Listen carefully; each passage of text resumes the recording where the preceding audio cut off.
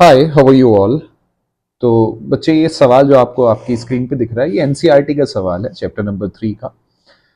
तो इस सवाल में असल में आपको एनसीईआरटी में तो ये विच ऑफ द, जैसे आप पढ़ोगे इस सवाल को, वेलोसिटी टाइम ग्राफ दे रखा है आपको, फिर आपको कह रखा है कि which of the following formula are correct for describing the motion of particle over the time interval T1 से T2।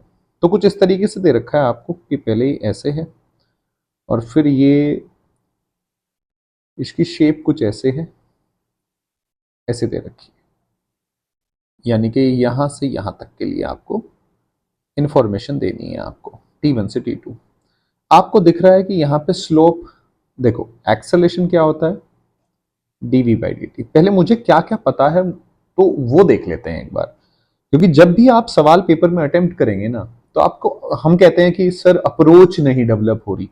पहले आपको सवाल पढ़ के आपके समझ में आना चाहिए कि मतलब सवाल में इंफॉर्मेशन क्या क्या गिवन है, बाकी चीज तो बाद की बात है ना। तो एक्सेलेरेशन क्या है, dv/dt, यानी कि इसका स्लोप आप देख रहे हो, कहीं भी स्लोप कांस्टेंट नहीं है, स्लोप क्या है, वेरिएबल है। तो स्लोप की बात करी जाए अगर, तो पहली चीज क्या पता चली बच्चे हमें, स्लोप क्या है, वेरिएबल। ठीक है, अगर स्लोप वेरिएबल है, स्लोप कांस्टेंट नहीं है, तो इसका मतलब एक्सेलेरेशन भी तुम्हारा क्या आएगा, वेरिएबल। क्योंकि vt का जो स्लोप है वो क्या देगा आपको, एक्सेलेरेशन देगा। यहां से मुझे ये बात पता है। अब हम ऑप्शन देखते हैं कि कौन कौन सी। अब जब यहां से यहां तक T1 से T2 तक, आप मुझे एक बात बताओ, अगर एक्सेलेरेशन कांस्टेंट नहीं है, एक्सेलेरेशन वेरिएबल है, तो क्या इक्वेशन ऑफ मोशन लगा सकते हैं? आप कहेंगे नहीं सर, क्योंकि इक्वेशन ऑफ मोशन की तो कंडीशन ही होती है कि एक्सेलेरेशन क्या होना चाहिए, कांस्टेंट। तो ऑप्शन ए पढ़ो। ऑप्शन ए आपको सीधा सीधा दिख रहा है कि सेकेंड इक्वेशन ऑफ मोशन लिख रखी है इसने, xt2 is equal to xt1 plus vt, यानी कि t2 माइनस t1, ये time interval, plus half A T2 minus T1 का स्क्वायर। ठीक है, ut, ये देख रहे हो आप, ut plus half A T square, ये इनिशियल कोऑर्डिनेट है, तभी आप लिखते हो उसको x नॉट इनिशियल। भाई जो आप जनरल इक्वेशन पढ़ते हो वो कहां से पढ़ते हो, ओरिजिन से। आप कहां पढ़ते हो, ओरिजिन से। ओरिजिन यानी कि रेफरेंस, आप कहां, रेफरेंस ओरिजिन पे ही मानते हो, वहीं से शुरू कर रहे हो आप। इसलिए आप क्या पढ़ते हो, X T is equal to U T plus half A T square, ये। लेकिन ये तो एक्सेलेरेशन कांस्टेंट होना चाहिए, तो कांस्टेंट ही नहीं है, यानी कि ए पॉसिबल ही नहीं है। बी, वो फिर इक्वेशन ऑफ मोशन है, पॉसिबल ही नहीं है। सी, एवरेज, क्या आप एवरेज निकाल सकते हो? एवरेज से तो कोई लेना देना है ही नहीं भाई, एवरेज तो आप निकाल ही सकते हो।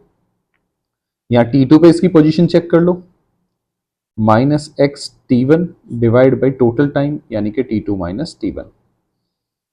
ये एवरेज तो निकाल ही सकते हैं, बिल्कुल सही बात है, इसके लिए कोई ऐसी स्पेशल कंडीशन नहीं होती है।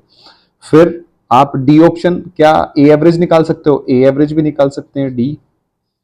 ए एवरेज के लिए क्या कर सकते हो आप, velocity T2 minus V T1 divide by total time delta T, या फिर सीकेंट का स्लोप, यानी कि यहां से यहां तक इसको सीधा मिला देंगे। ये जो सीकेंट का स्लोप होगा वो क्या देगा, ये भी आप जानते ही हैं, सीकेंट का स्लोप क्या देगा आपको, एवरेज। ठीक है, टेंजेंट का स्लोप आपको क्या देता है, इंस्टेंटेनियस एक्सेलरेशन, अगर वीटी ग्राफ है तो। ये देखो, ये टेंजेंट का स्लोप है। ठीक है, सीकेंट मैंने इस पॉइंट से इस पॉइंट को मिला दिया और उसका स्लोप देख लिया है, डन है। तो इसका मतलब सी भी पॉसिबल है, डी भी पॉसिबल है। ई इसने फिर से क्या लिख दिया, equation of motion this is impossible, यानी कि ये देखो इसने क्या लिख दिया, V average, A average. Average निकाल के थोड़ी ना, ये तो कांस्टेंट होता है ना, तभी आप इसको अप्लाई कर सकते हो, यहां एवरेज नहीं आता, तो इसलिए ई भी पॉसिबल नहीं है। एफ, एफ क्या है, आपको बेसिक चीज पूछी गई है कि इसके अंडर का एरिया आपको क्या देगा, तो इसका मतलब वेलोसिटी क्या होता है, dx बाई डी टी बच्चे। अगर dx बाई डी टी, तो आप dx को क्या लिख सकते हो, is equal to V D T, यानी कि इसका मतलब क्या होता है, एरिया अंडर द, ये क्या होता है, area under the V T curve will be equals to, ये क्या आता है, change in position. Change in position का मतलब है T2, आप इन दो टाइम पीरियड के बीच में चेक कर रहे हो, तो इसका मतलब F भी तुम्हारा करेक्ट है। ऐसे तो लिखते हो आप, तो इसका मतलब ये थोड़ा सा इंपॉर्टेंट सवाल है। इस सवाल में कई ऑप्शन बना के आपसे पूछ सकता है। तो आपको पता होना चाहिए मेन इंपॉर्टेंट इंफॉर्मेशन क्या है कि इक्वेशन ऑफ मोशन तो आप वाला इक्वेशन ऑफ मोशन आप करेक्ट कर ही नहीं सकते क्योंकि एक्सेलरेशन कांस्टेंट नहीं है।